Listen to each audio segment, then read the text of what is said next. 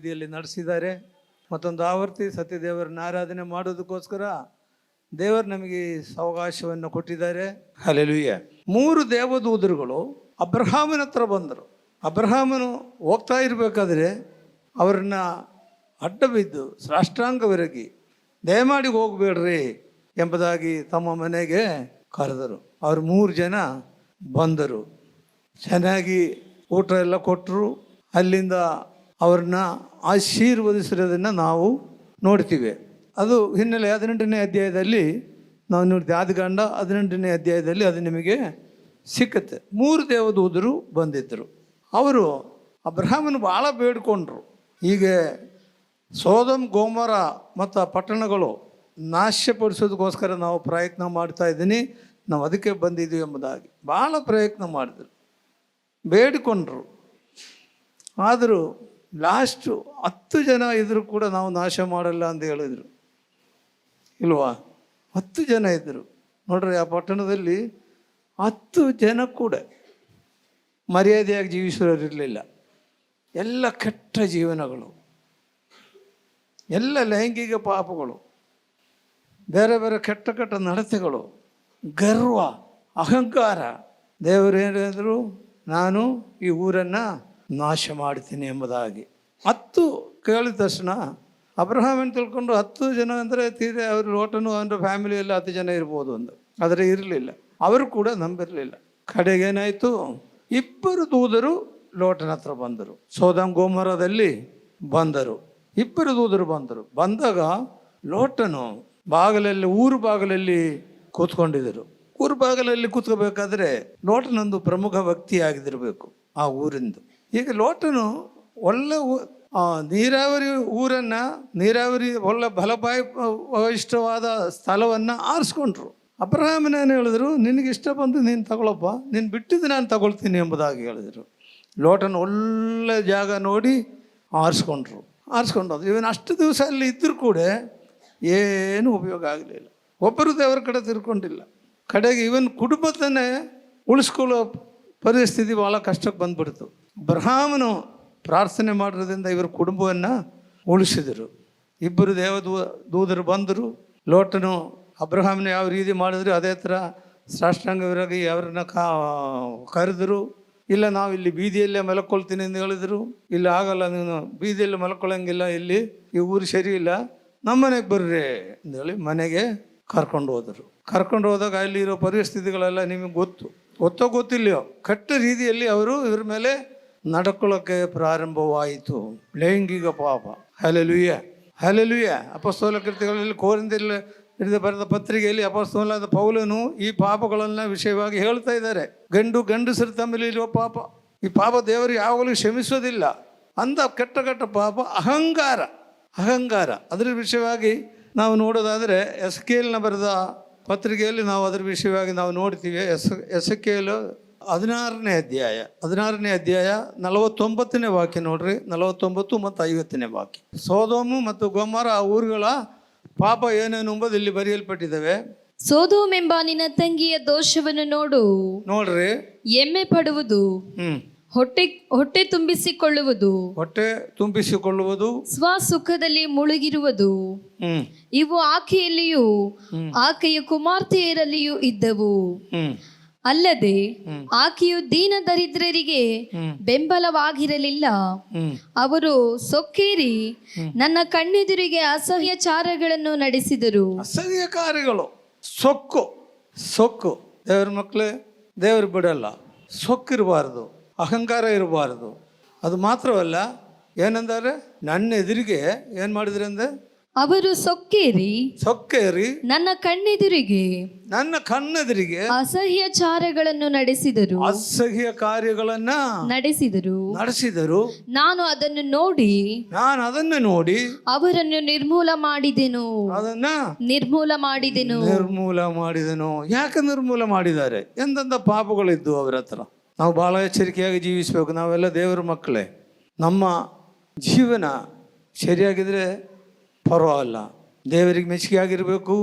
ದೇವರ ವಾಕ್ಯ ಅನುಸರಿಸಿ ನಾವು ಜೀವಿಸಿರುವ ಸೊಕ್ಕುಗಳು, ಅಸಹ್ಯ ಇದುಗಳು, ಸಿಕ್ಕಾಪಟ್ಟೆ ತಿಂದು ಮಜಾ ಮಾಡೋದು, ಕುಡಿಯೋದು, ಇದೆಲ್ಲ ಮಾಡ್ತಿರೋದ್ರಿಂದ ಯಾರ ಮುಂದೆ ಮಾಡಿದ್ದಾರೆ ಅಂದ್ರೆ ದೇವರ ಮುಂದೆ. ದೇವರ ಮಕ್ಕಳು ಒಂದು ವಿಷಯ ನೀವು ಮರಿಬೇಡ್ರಿ, ನೀನು ಯಾರು ನೋಡಿಲ್ಲ ಅಂತ ಹೇಳಿ ಮಾಡಿರೋ ಪಾಪ ಕೂಡ ಯಾರು ನೋಡ್ತಾ ಇದ್ದಾರೆ? ದೇವರು ನೋಡ್ತಾ ಇದ್ದಾರೆ. ಹಲ್ಲೆಲೂಯಾ. ಇದು ನೋಡಿ ನೋಡಿ ದೇವರಿಗೆ ಸಾಕಾಗ್ಬಿಡ್ತು. ಸೋದಮ್ ಗೋಮರದಲ್ಲಿ ಇವರು ಮಾಡ್ತಾ ಇರುವ ಪಾಪಗಳು ದೇವರು ನೋಡಿ ನೋಡಿ ದೇವರಿಗೆ ಇವನೇ ನಾನು ಇವರನ್ನು ಉಳಿಸೋದಿಲ್ಲ ತೀರ್ಮಾನ ತಗೊಂಬಿಟ್ಟ. ಹಲ್ಲೆಲೂಯಾ. ಇಬ್ಬರು ದೇವದೂತರು ಬಂದರು, ಅವರನ್ನು ಕೂಡ ಇವರು ಕರೀತಾ ಇದ್ದಾರೆ. ನಿಮ್ಮ ಮನೆಗೆ ಯಾರು ಬಂದ್ರಲ್ಲ ಅವ್ರನ್ನ ಬಿಡು, ಹೊರಗಡೆ ಬಿಡು ಎಂಬುದಾಗಿ ಬಲವಂತ ಮಾಡಿ ಕೇಳ್ತಾ ಇದ್ದಾರೆ ಅವ್ರನ್ನ. ಕಡೆಗೆ ದೇವದೂತರನ್ನ ಲೋಟನ್ನು ಹಿಡ್ಕೊಂಡು ಒಳಗೆ ಬಾಗಿಲು ಹಾಕ್ಬಿಟ್ಟ. ಅವರು ಎಲ್ಲ ಕಣ್ಣುಗಳೆಲ್ಲ ಅಂದದ ಅವರಿನಲ್ಲಿ ಬಂದು ಯಾವುದು ಕಾಣದಂಗೆ ಆಗ್ಬಿಡ್ತು. ಯಾವ ಮನೆಯಿಂದ ಹೇಳಿ ಅವರಿಗೆ ಸಿಕ್ಕಲಿಲ್ಲ. ಆ ರೀತಿ ಅವ್ರನ್ನ ದೇವರು ಮಾಡಿದರು. ಹಲ್ಲೆಲೂಯಾ. ದೇವರು ಅವ್ರ ಮನೆಯಲ್ಲಿದ್ದ, ರಾತ್ರಿ ಇದ್ದು ಮುಂಜಾನೆ ಎದ್ದು ಬಿಟ್ಟು ಒಂದು ಮಾತು ಹೇಳ್ತಾ ಇದ್ದಾರೆ. 19ನೇ ಅಧ್ಯಾಯದಲ್ಲಿ ನೋಡ್ರಿ 13ನೇ ವಾಕ್ಯ. ನಾವು ಈ ಸ್ಥಳವನ್ನು ನಾಶ ಮಾಡುವುದಕ್ಕೆ ಬಂದರು. ಇಲ್ಲಿಯವರ ವಿಷಯವಾಗಿ ಇವರ ವಿಷಯವಾಗಿ ಬಲು ದೊಡ್ಡ ಮೊರೆಯು ಯೆಹೋವನಿಗೆ ಮುಟ್ಟಿದ್ದರಿಂದ ಇವರನ್ನು ನಾಶ ಮಾಡುವುದಕ್ಕಾಗಿ ಆತನು ನಮ್ಮನ್ನು ಕಳುಹಿಸಿದ್ದಾನೆ. ದೇವದೂತರು ಹೇಳ್ತಾನೆ, ದೇವರು ನಮ್ಮನ್ನು ಕಳಿಸಿದ್ದಾರೆ, ಈ ಊರು ನಾಶ ಮಾಡ್ತೇನೆ. ಏನೇನು ಪಾಪಗಳು ಗೊತ್ತಾಯ್ತಲ್ಲ? ಏನೇನು ಪಾಪಗಳು? ಮೊದಲನೇ ಪಾಪ ತಿಂದು ಹೆಚ್ಚಾಗ್ಬಿಡ್ತು, ಕಬ್ಬು ಏರ್ಬಿಡ್ತು. ಎರಡನೇದಾಗಿ ಸೊಕ್ಕು ಏರ್ಬಿಡ್ತು, ಸೊಕ್ಕು. ಮೂರನೇದಾಗಿ ನಾಲ್ಕನೇದಾಗಿ ನನ್ನ ಮುಂದೆ ಇವರು ಏನು ಮಾಡ್ತಾ ಇದ್ದಾರೆ? ಅಸಹ್ಯ ಕಾರ್ಯಗಳನ್ನು ಮಾಡ್ತಾ ಇದ್ದಾರೆ. ಹಲ್ಲೆಲೂಯಾ. ದೇವರ ಈ ಪಾಪಗಳನ್ನು ಕ್ಷಮಿಸೋದಿಲ್ಲ. ಹಳೆ ಒಡಂಬಡಿಕೆ ಕಾಲದಲ್ಲಿ ಈ ಥರ ನಡೆದರೆ, ಈಗ ದೇವರು ನಮ್ಮನ್ನು ಇವತ್ತು ಸರಿ ಹೋಗ್ತಾರೆ, ನಾಳೆ ಸರಿ ಹೋಗ್ತಾರೆ ಅಂತೇಳಿ ನಮ್ಮನ್ನು ಬಿಟ್ಟಿದ್ದಾರೆ ಅಷ್ಟೇ. ಹಲ್ಲೆಲೂಯಾ. ಹಳೆ ಒಡಂಬಡಿಕೆ ಕಾಲದಲ್ಲಿ ದೇವರು ಕ್ಷಮಿಸಲಿಲ್ಲ, ನಾಶ ಮಾಡಿಬಿಟ್ಟ. ಆದರೆ ಲೋಟನು ಅವ್ರ ಕುಟುಂಬದವರಿಗೆ ಏನಾದರೂ ಮಾಡಿ ಉಳಿಸ್ಬೇಕಲ್ಲ, ಅದಕ್ಕೆ ಅವ್ರನ್ನ ಏನು ಮಾಡಿದ್ರು? ಬೆಳಿಗ್ಗೆ ಮುಂಜಾನೆ ಎದ್ದು ನೋಡ್ರಿ ಆ ವಾಕ್ಯವನ್ನು, 14-15ನೇ ವಾಕ್ಯ. ಆಗ ಲೋಟನು ಹೊರಕ್ಕೆ ಹೋಗಿ ತನ್ನ ಹೆಣ್ಣು ಮಕ್ಕಳನ್ನು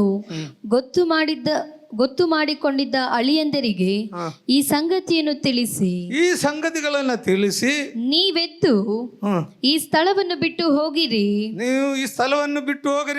ಯೆಹೋವನು ಈ ಊರನ್ನು ನಾಶ ಮಾಡುತ್ತಾನೆ ಎಂದು ಹೇಳಿದರು. ಆದರೆ ಅವನು ಅವರಿಗೆ ಗೇಲಿ ಮಾಡುವವನಾಗಿ ಅವರಿಗೆ ಅನಿಸ್ತಾ ಇದ್ದಾರೆ. ನಾಶ ಮಾಡ್ತಾರಾ? ಅನಿಸ್ತಾ ಇದ್ದಾರೆ. ಮುಂದೆ ಓದು. ಆದರೆ ಅವನು ಅವರಿಗೆ ಗೇಲಿ ಮಾಡುವವನಾಗಿ ಕಾಣಿಸಿದನು. ಹೊತ್ತು ಮುಳುಗುವುದಕ್ಕೆ ಮುಂಚೆ ಆ ದೂತರು ಲೋಟನಿಗೆ, ನೀನೆದ್ದು ಇಲ್ಲಿರುವ ನಿನ್ನ ಹೆಂಡತಿಯನ್ನು ನಿನ್ನ 2 ಹೆಣ್ಣು ಮಕ್ಕಳನ್ನು ಬೇಗ ಕರಕೊಂಡು ಹೋಗು, ಊರಿಗೆ ಉಂಟಾಗುವ ದಂಡನೆಯಿಂದ ನಿನಗೂ ನಾಶ ಉಂಟಾದೀತು ಎಂದು ಹೇಳಿ ತೊರೆಪಡಿಸಿದರು. ಅವನು ತಡ ಮಾಡಲು ಯೆಹೋವನು ಅವನನ್ನು ಕನಿಕರಿಸಿದ್ದರಿಂದ ಆ ಮನುಷ್ಯರು ಅವನನ್ನು ಅವನ ಹೆಂಡತಿ ಮಕ್ಕಳನ್ನು ನೋಡ್ರಿ, ಯೆಹೋವನು ಅವರನ್ನು ಕನಿಕರಿಸದಿಂದ ಅವನಿಗೂ ಅವನ ಹೆಂಡತಿ ಮಕ್ಕಳಿಗೂ ಕೈ ಹಿಡಿದು ಹೊರಕ್ಕೆ ತಂದು ಊರಾಚೆಗೆ ಬಿಟ್ಟರು. ಹಲ್ಲೆಲೂಯಾ. ಊರಾಚೆಗೆ ಬಿಟ್ಟರು. ಅಲ್ಲಿ ಒಂದು ಮಾತು ಹೇಳ್ತಾ ಇದ್ದಾರೆ. ಏನ್ ಹೇಳ್ತಾ ಇದ್ದಾರೆ ನೋಡು. ಹೊರಕ್ಕೆ ತಂದ ಮೇಲೆ ಆತನು ಓಡಿ ಹೋಗು, ಪ್ರಾಣವನ್ನು ಉಳಿಸಿಕೋ, ಹಿಂದಕ್ಕೆ ನೋಡಬೇಡ, ಈ ಪ್ರದೇಶದೊಳಗೆ ಎಲ್ಲಿಯೂ ನಿಲ್ಲದೆ ಬೆಟ್ಟದ ಸೀಮೆಗೆ ಓಡಿ ಹೋಗು, ನಿನಗೂ ನಾಶನ ಉಂಟಾದೀತು. ಹಲ್ಲೆಲೂಯಾ. ಇದೇ ನನ್ನ ವಾಕ್ಯ ಇವತ್ತು. ಹಲ್ಲೆಲೂಯಾ. ಹೊರಗಡೆ ಕರ್ಕೊಂಡು ಹೋಗಿ ಏನ್ ಹೇಳ್ತಾ ಇದ್ದಾರೆ? ಮತ್ತೊಂದು ಸರ್ತಿ ಆ ವಾಕ್ಯವನ್ನು ಓದು. ಹೊರಕ್ಕೆ ತಂದ ಮೇಲೆ ಆತನು ಓಡಿ ಹೋಗು, ಪ್ರಾಣವನ್ನು ಉಳಿಸಿಕೋ, ಹಿಂದಕ್ಕೆ ನೋಡಬೇಡ, ಈ ಪ್ರದೇಶದಲ್ಲಿ ಎಲ್ಲಿಗೂ ನಿಲ್ಲಬಾರದು. ಹಲ್ಲೆಲೂಯಾ. ಬೆಟ್ಟ ಬೆಟ್ಟದ ಸೀಮೆಗೆ ಓಡಿ ಹೋಗು. ಓಡಿ ಹೋಗು. ಎಲ್ಲಿಗೆ ಓಡಬೇಕು ಅಂತ ಕೂಡ ಇಲ್ಲಿ ಹೇಳಿದ್ದಾರೆ. ಎಲ್ಲಿಗೆ ಹೋಗ್ಬೇಕು? ಇಲ್ಲಿ ನಾಲ್ಕು ವಿಷಯಗಳನ್ನು ನಾವು ನೋಡ್ತೀವಿ. ಮೊದಲನೇದಾಗಿ ಏನು ಮಾಡಬೇಕು? ಈ ಕೆಟ್ಟದನ್ನು ಬಿಟ್ಟು ಓಡಿ ಹೋಗ್ಬೇಕು. ಈ ಕೆಟ್ಟ, ಹಲ್ಲೆಲೂಯ, ನಿಮ್ಮ ಸುತ್ತಲೂ ಎಂದವರಿದ್ದಾರೋ ನಮಗೆ ಗೊತ್ತಿಲ್ಲ. ಕೆಟ್ಟವರಿದ್ರೆ ಅವರಿಂದ ದೂರ ಇರ್ರಿ. ದೇವರೇನು ಮಾಡ್ತಾರೆ? ನಾಶ ಮಾಡ್ತಾರೆ. ನೀವು ಅವ್ರ ಜೊತೆಗೆ ಸಿಕ್ಕಾಕೊಂಡ್ರೆ ನೀನು ಅವ್ರ ಜೊತೆಯಲ್ಲಿ ಏನಾಗುತ್ತೆ? ನಾಶವಾಗುತ್ತೆ. ಓಡ್ರಿ, ಫಸ್ಟ್ ಓಡ್ರಿ. ಏನೇನು ಬಿಟ್ಟು ಓಡ್ಬೇಕು ನಾವು? ಹಲ್ಲೆಲೂಯ. ಎರಡನೇದಾಗಿ ಪ್ರಾಣವನ್ನು ಉಳಿಸಿಕೋ. ಹಲ್ಲೆಲೂಯ. ಓಡಬೇಕಾದ್ರೆ ನಾವು ಏನೇನು ಬಿಟ್ಟು ಓಡಬೇಕು ಎಂಬುದಾಗಿ ನಾವು ಇಲ್ಲಿ ನೋಡ್ಕೊಳ್ಳೋಣ. ಫಸ್ಟು, ಈಗ ನಾವು ಒಂದು ಓಟ ಓಡ್ತಾ ಇದ್ದೀವಿ ಇಲ್ವಾ? ದೇವರ ಮಕ್ಕಳು ಏನು ಮಾಡ್ತಾ ಇದ್ದಾರೆ? ಓಡ್ತಾ ಇದ್ದೀವಿ ಇಲ್ಲ? ನಾವು ಓಡ್ತಾ ಇದ್ದೀವಿ. ಎಲ್ಲಿಗೆ ಓಡಾಡ್ತಾ ಇದ್ದೀವಿ ಗೊತ್ತಿಲ್ವಾ? ಯಾರು ನೋಡ್ಕೊಂಡು ಹೋಗ್ತಾ ಇದ್ದೀವಿ? ಯೇಸುವನ್ನು ನೋಡಿಕೊಂಡು ನಾವು ಓಡಾಡ್ತೀವಿ. ಹಲ್ಲೆಲೂಯ. ನೋಡ್ರಿ, ಎಬ್ರಾಯರು ಬರೆದ ಪತ್ರಿಕೆ 12 ಅಧ್ಯಾಯ 1-2 ವಾಕ್ಯ. ಆದ ಕಾರಣ ಇಷ್ಟು ಮಂದಿ ಸಾಕ್ಷಿಯವರು ಮೇಘದೋಪಾದಿಯಲ್ಲಿ ನಮ್ಮ ಸುತ್ತಲೂ ಇರುವುದರಿಂದ ನಮಗೆ ಅಭ್ಯಂತರ ಮಾಡುವ ಎಲ್ಲಾ ಭಾರವನ್ನು ಹತ್ತಿಕೊಳ್ಳುವ ಪಾಪವನ್ನು ನೀವು ಸಹ ತೆಗೆದಿಟ್ಟು ನಂಬಿಕೆಯನ್ನು ಹುಟ್ಟಿಸುವವನು ಪೂರೈಸುವವನು ಆಗಿರುವ ಯೇಸುವಿನ ಮೇಲೆ ದೃಷ್ಟಿ ಇಟ್ಟುಕೊಂಡು ನಮಗೆ ನೇಮಕವಾದ ಓಟವನ್ನು ಸ್ಥಿರಚಿತ್ತದಿಂದ ಓಡರೆ. Hallelujah, hallelujah. ಲೋಟನಿಗೆ ಹೇಳ್ತಾರೆ ಓಡು ಅಂದ. ಎಲ್ಲಿಗೆ ಓಡ್ತೀರಿ ನಾವು? ಯಾರು ನೋಡ್ಕೊಂಡು ಹೋಗ್ತೀರಿ? ಯೇಸುವಿನಲ್ಲಿ ನೋಡ್ಕೊಂಡು ಹೋಗ್ತಾ ಇದ್ದೀವಿ. ನಮ್ಮ ಓಟ ಭಾಳ, ನಾವು ಓಟಗಾರ ಓಡ್ತಾರಲ್ಲ ಟ್ರ್ಯಾಕಿನಾಗ, ನೀವು ನೋಡ್ತೀರಲ್ಲ, ಓಡ್ತಾ ಇರ್ಬೇಕಾದ್ರೆ ಟ್ರ್ಯಾಕ್ ಆ ಕಡೆ ಈ ಕಡೆ ತಪ್ಪಿಟ್ರೆ ಏನಾಗುತ್ತೆ? ಸೋತೋಯ್ತು. ಟ್ರ್ಯಾಕ್ ತಪ್ಪಬೇಡ್ರಿ, ಟ್ರ್ಯಾಕ್ ಕರೆಕ್ಟಾಗಿ ಓಡ್ರಿ. ಓಡಬೇಕಾದ್ರೆ ಕರೆಕ್ಟಾಗಿ ಓಡಬೇಕು. ನಮ್ಮ ದೃಷ್ಟಿ ಆ ಕಡೆ ಈ ಕಡೆ ಹೋಗಬಾರ್ದು. ದೃಷ್ಟಿ ಹೋದರೆ ಮುಗಿದೋಯ್ತು, ಮುಳುಗೋಗ್ತದೆ. ಪೇತ್ರ ಒಂದು ಸರ್ತಿ ದೋಣಿಯಲ್ಲಿ ಬರ್ತಾ ಇರ್ಬೇಕಾದ್ರೆ ಭಯಂಕರ ಬಿರುಗಾಳಿ, ದೋಣಿ ಮುಳುಗುವಷ್ಟು ಪರಿಸ್ಥಿತಿ ಬಂದಾಗ ಏನಾಯ್ತಲ್ಲಿ?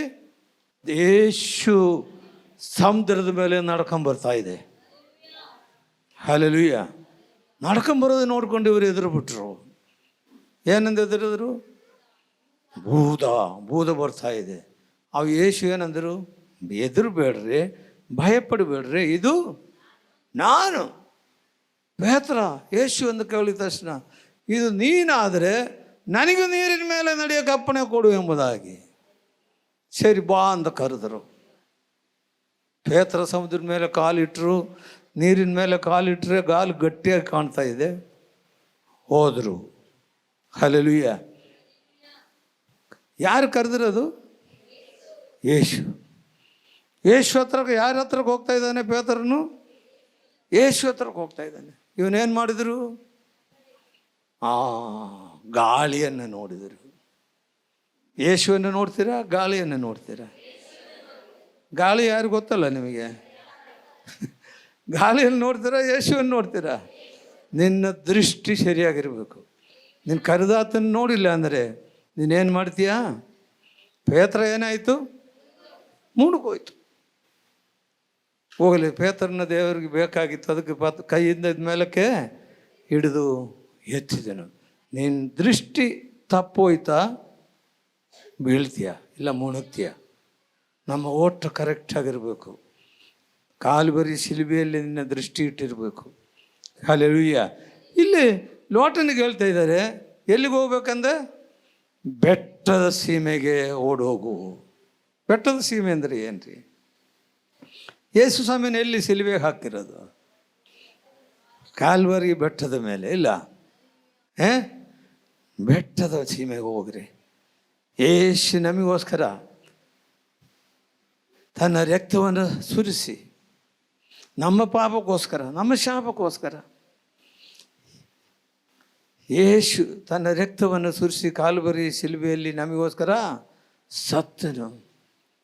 ನೀನು ನೋಡ್ಬೇಕಾದ್ರೆ ಆ ಕಾಲುವರಿ ಶಿಲುಬೆಯಲ್ಲಿ ನೋಡಿಕೊಂಡು ಆ ಬೆಟ್ಟದ ಸೀಮೆಗೆ ನೋಡು ಎಂಬುದಾಗಿ ಲೋಟನಿಗೆ ಹೇಳಿದರು. ಲೋಟ ಏನಂದ್ರೆ ಗೊತ್ತಾ, ನನಗೆ ಇಲ್ಲಿ ಆಗಲ್ಲ ಸ್ವಾಮಿ, ಬೆಟ್ಟ ಎತ್ತಕ್ಕಾಗಲ್ಲ, ನನಗೆ ಬೆಟ್ಟ ಎತ್ತಕ್ಕೆ ಆಗಲ್ಲ.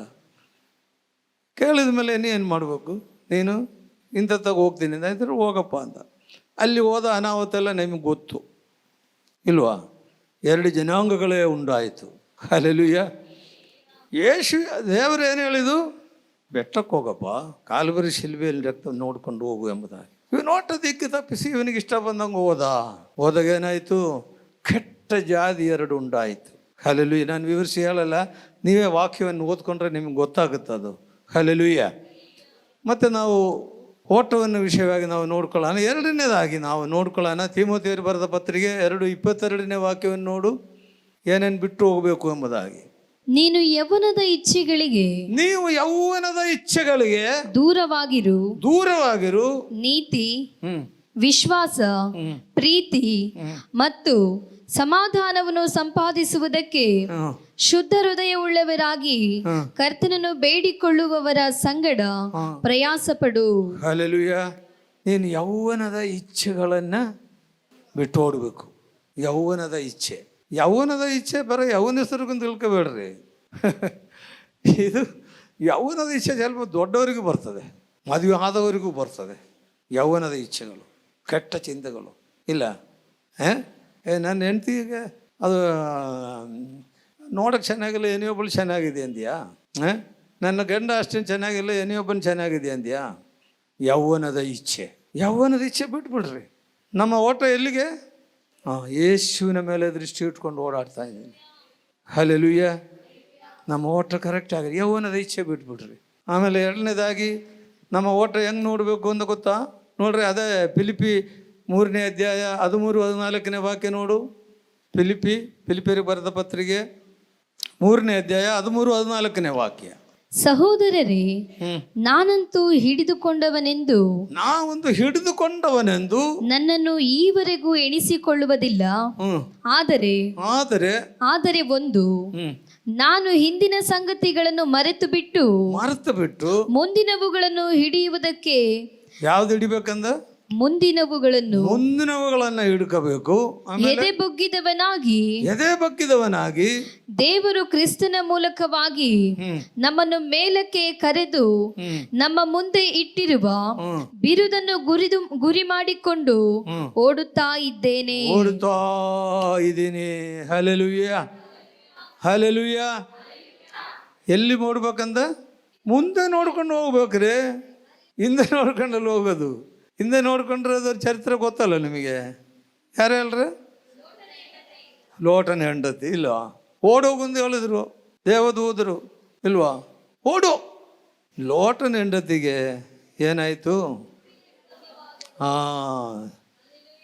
ಬೆಟ್ಟದ ಸೀಮೆ ಓಡು ಅಂದರೆ ಅವಳಿಗೆ ಆಗಲಿ ಹಿಂದೆ ನೋಡ್ಕೊಂಡು ಹೋಗ್ತಾಳೆ. ಹಿಂದೆ ನೋಡ್ಕೊಳ್ಳೋದಂದ್ರೆ ಏನು?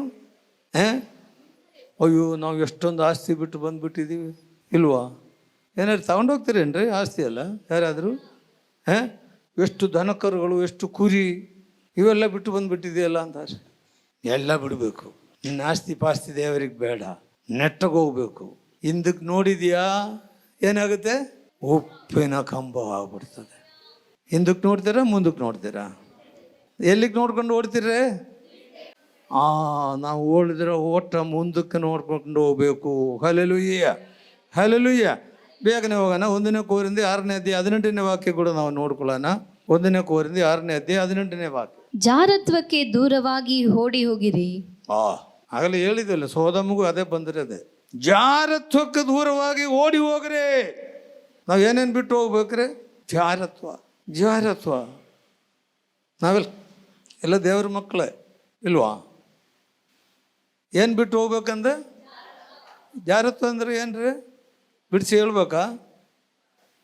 ಜಾರತ್ವ ಅಂದ್ರೆ ಏನ್ರಿ? ಇದನ್ನು ಬಿಟ್ಟು ಹೋಗ್ಬೇಕು. ಹಲ್ಲೆಲೂಯಾ.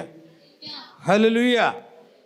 ಮತ್ತು ನಾವು ನೋಡೋಣ, ಮನುಷ್ಯರು ಮಾಡುವ ಹ್ಮ್. ಇತರ ಪಾಪ ಕೃತ್ಯಗಳು ಹ್ಮ್.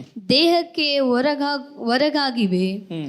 ಆದರೆ ಜಾರತ್ವ ಮಾಡುವವನು ತನ್ನ ದೇಹಕ್ಕೆ ಹಾನಿಕರವಾದ ಪಾಪವನ್ನು ಮಾಡುತ್ತಾನೆ. ಹಲ್ಲೆಲೂಯಾ. ಹೆಸರು ಓದೋದನ್ನ ಎಲ್ಲರೂ ಕೇಳಲಿ. ಜಾರತ್ವಕ್ಕೆ ದೂರವಾಗಿ ಓಡಿ ಹೋಗಿರಿ. ಮನುಷ್ಯರು ಮಾಡುವ ಇತರ ಪಾಪ ಕೃತ್ಯಗಳು ದೇಹಕ್ಕೆ ಹೊರಗಾಗಿವೆ. ಆದರೆ ಜಾರತ್ವ ಮಾಡುವವನು ತನ್ನ ದೇಹಕ್ಕೆ ಹಾನಿಕರವಾದ ಪಾಪವನ್ನು ಮಾಡುತ್ತಾರೆ. ಹಲ್ಲೆಲೂಯಾ. ನಮ್ಮ ದೇಹ ಏನಾಗಿದೆ? 1 ಕೊರಿಂಥಿ 3:16 ಏನು ಬರೆದಿದೆ? ಓದು. ನೀವು ದೇವರ ಆಲಯವಾಗಿದ್ದೀರೆಂದು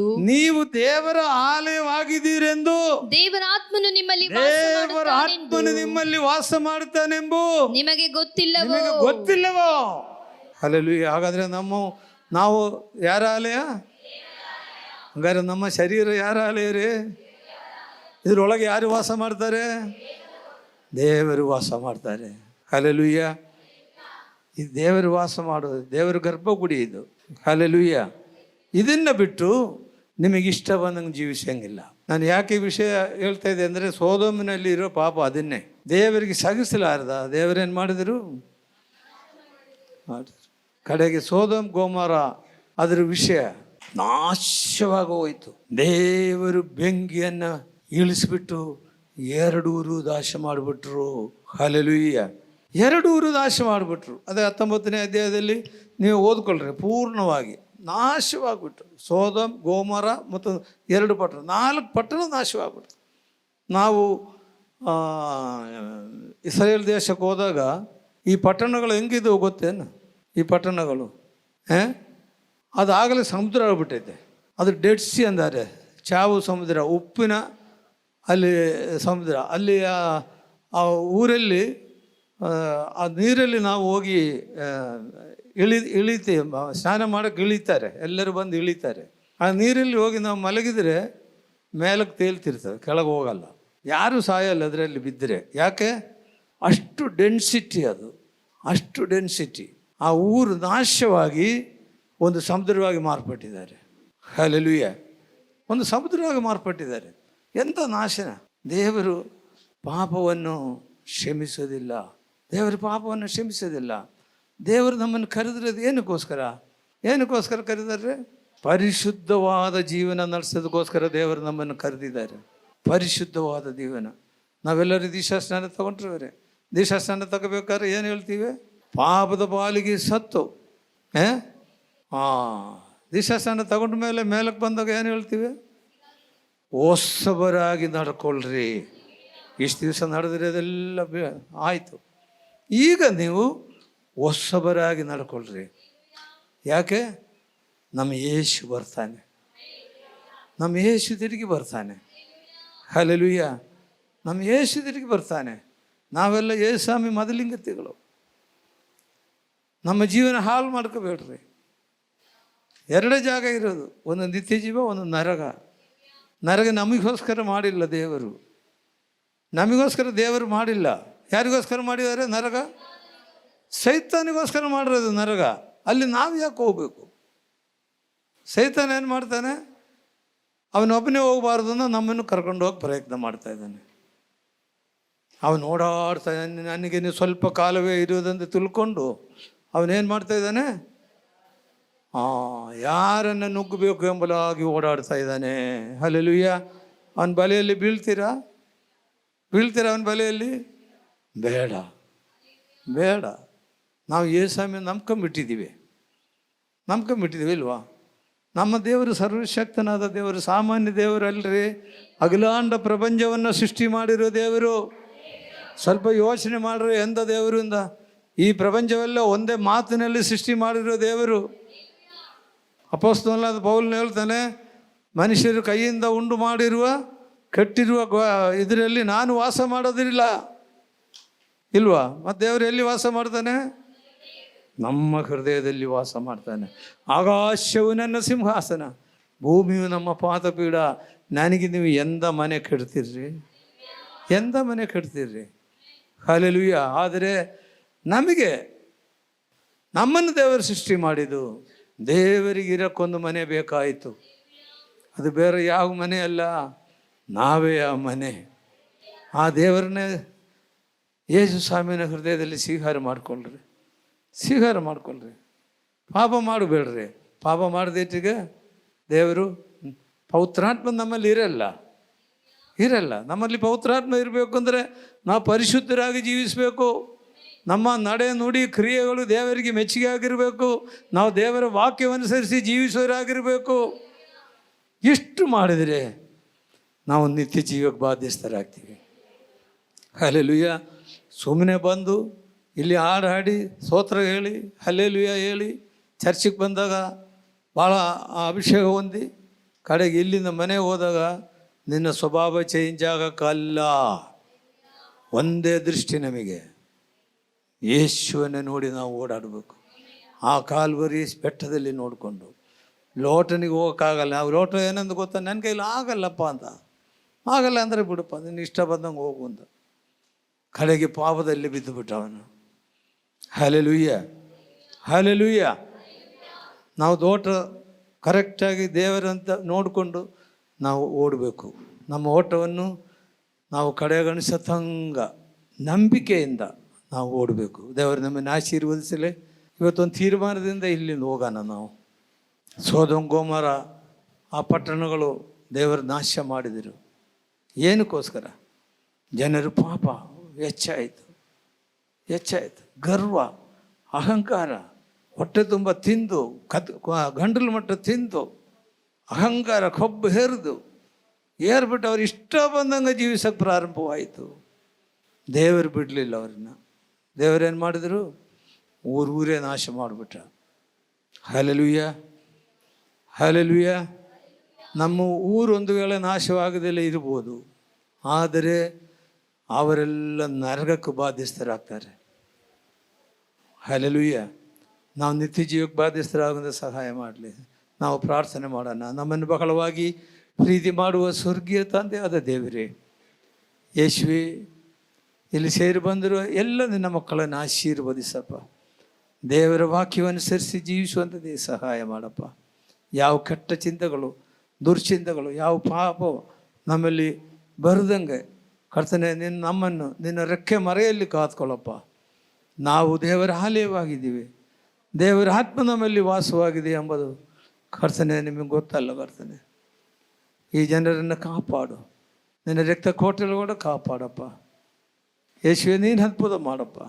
ಶೋಧನೆಗೊಳಗಾಗಿದ್ದಂಗೆ ಎಚ್ಚರವಾಗಿದ್ದು ಪ್ರಾರ್ಥನೆ ಮಾಡಿರಿ ಎಂಬುದಾಗಿ ನೀನು ಹೇಳಿದೆಯಲ್ಲಪ್ಪ.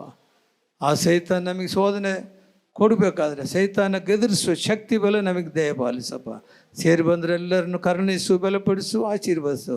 ಯಾರಾದರೂ ಕಷ್ಟದಲ್ಲಿ, ರೋಗದಲ್ಲಿ, ದುಃಖದಲ್ಲಿ ಇಲ್ಲಿ ಬಂದರೆ ಯೇಸುವೆ ನಿನ್ನ ಹಸ್ತವನ್ನು ಚಾಚಿ ಅವರನ್ನು ಮುಟ್ಟಪ್ಪ, ಬಿಡುಗಡೆಯನ್ನು ದಯಪಾಲಿಸಪ್ಪ.